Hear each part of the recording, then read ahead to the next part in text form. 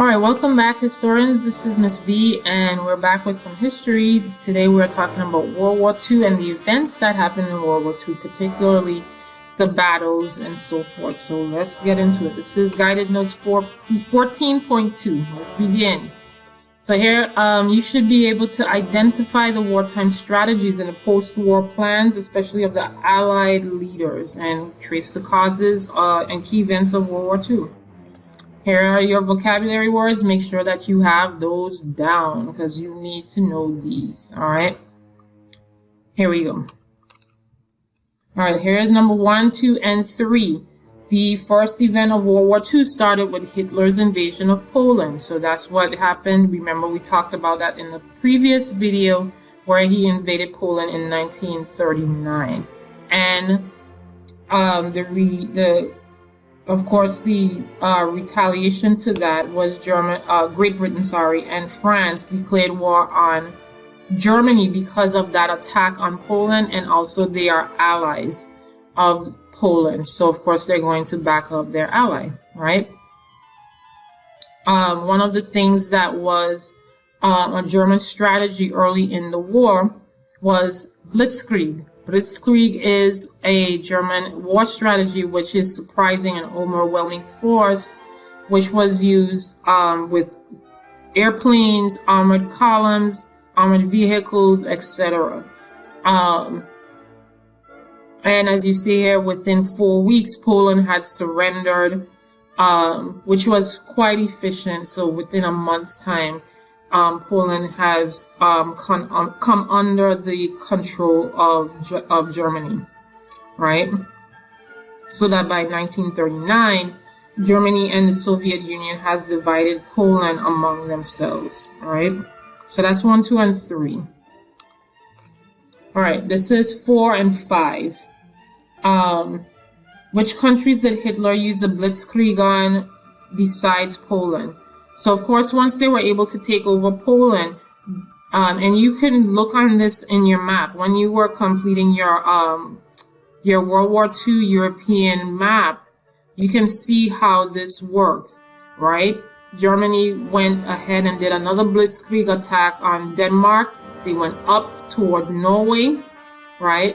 And then a month later, they launched an attack on the Netherlands. This is really close, as you see here. This is the Netherlands. They went to Belgium and then attacked France, okay? France was anticipating, of course, because they declared war on Germany. They are anticipating an attack, a German attack. So they built this defense system called the Maginot Line. And that was along its border with Germany on this part of the border, right?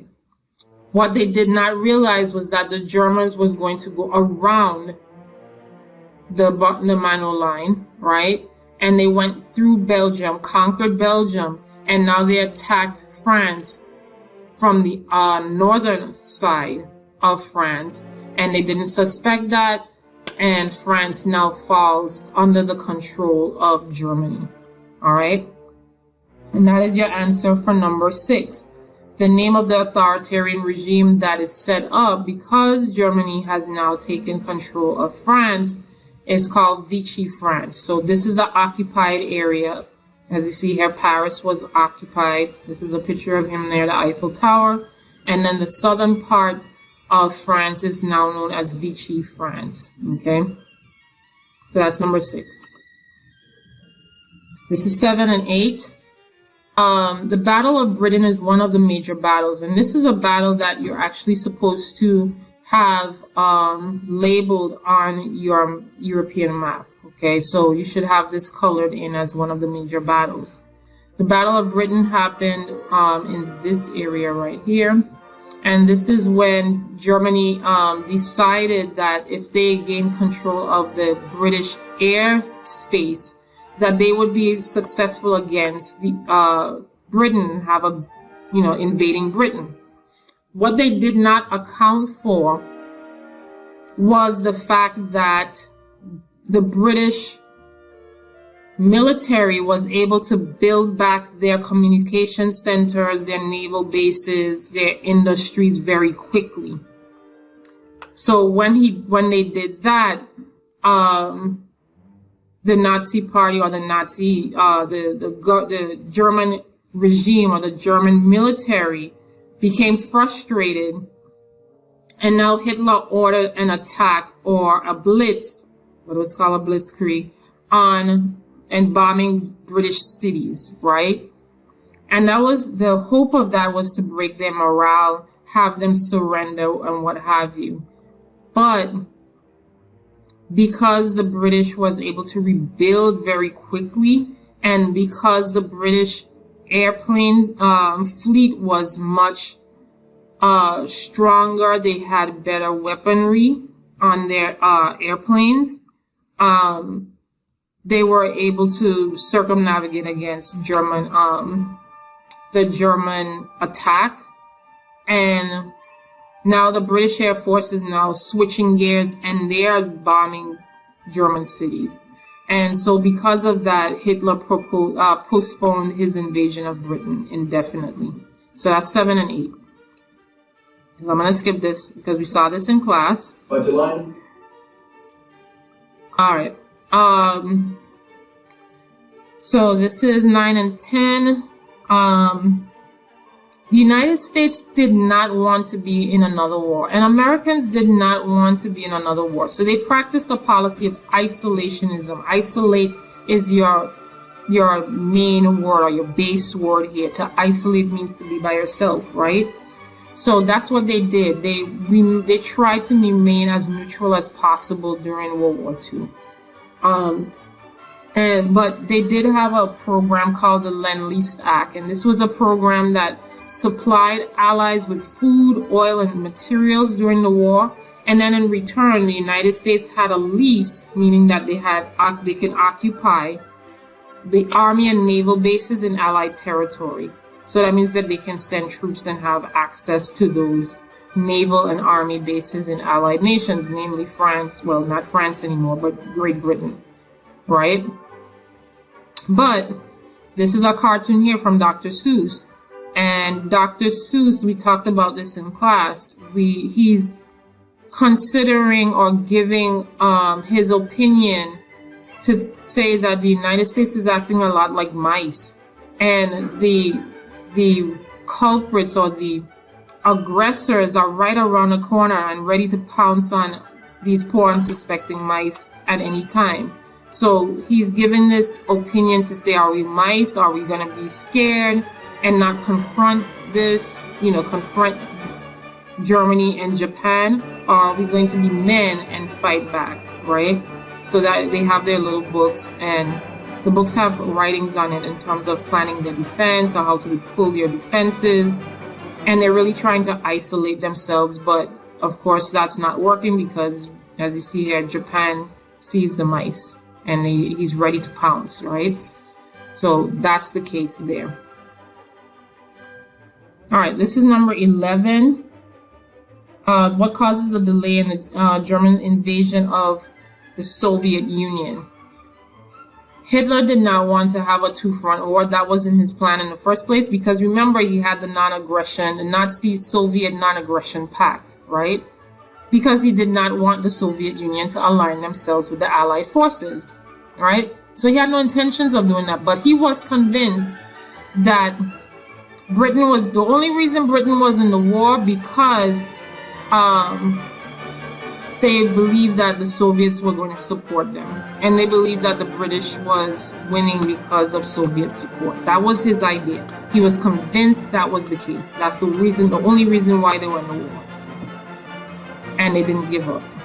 So Hitler decides to break the non-aggression pact, and he decides to schedule an invasion of the Soviet Union. However, that was delayed because of problems that was happening in the Balkans. So he turns his attention to the Balkans, and he gains cooperation with Hungary, Bulgaria, and Romania. So now they're actually a part of the Axis powers, right? And he seizes control of Greece and Yugoslavia. So now they are controlled by Hitler and Germany, okay? So now he has the Balkans area for himself. This is number 12. What halted the advancement of the German army into the Soviet Union? Hitler believed that he could take the Soviet Union if he was able to get in there before the winter sets in. However, he did not. The winter came in. It was a harsh winter. The supply lines were long because the British was successful in cutting off the transportation systems by bombing them. And of course, the Soviet Union had a very fierce army. The Red Army was fierce. And they put up a good fight. And that halted the German invasion in the Soviet Union. Okay? So now Germany is having problems in the middle part of the war because they're not able to advance as much as they thought with Britain nor the Soviet Union. And of course, because of this, the Soviet Union is going to be a part of the Allied forces, right? All right, here's number 13. This is the Asian theater, or the Asian part of the war. So Japan now they have control of Manchuria. They have control of certain parts of China. Now they want to expand, right? They want to be able to liberate other parts of Asia, especially Southeast Asia, from Western colonial control, okay? But they need to be able to have those resources so that they can build themselves up to be as powerful enough to take on Western nations like Britain and especially the United States. Okay, which leads us into our answer for number 14. This is the new prime minister, as you see here, Heidi Tojo. That's who the cat in the Dr. Seuss political cartoon was modeled after. And he believes, and he puts it out there, that the United States is the most dangerous enemy of Japan.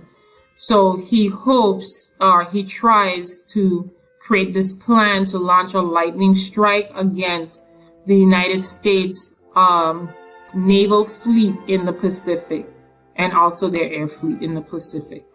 And you'll see how that happened in a minute, because this is number 15. They did launch that attack. This is known as the attack on Pearl Harbor in Hawaii in 1941. And there was major damages, destroyed a large number of American ships and aircraft. Many soldiers died. And by the spring of 1942, as you see here, much of the Southeast Asia was under the leadership or under the control of the Japanese. Okay? And because of this, this is what, and I'm going to skip this for a minute. As you see here, and you should have this under 15. I need you to make sure that you put this on top of 15 so you can remember this.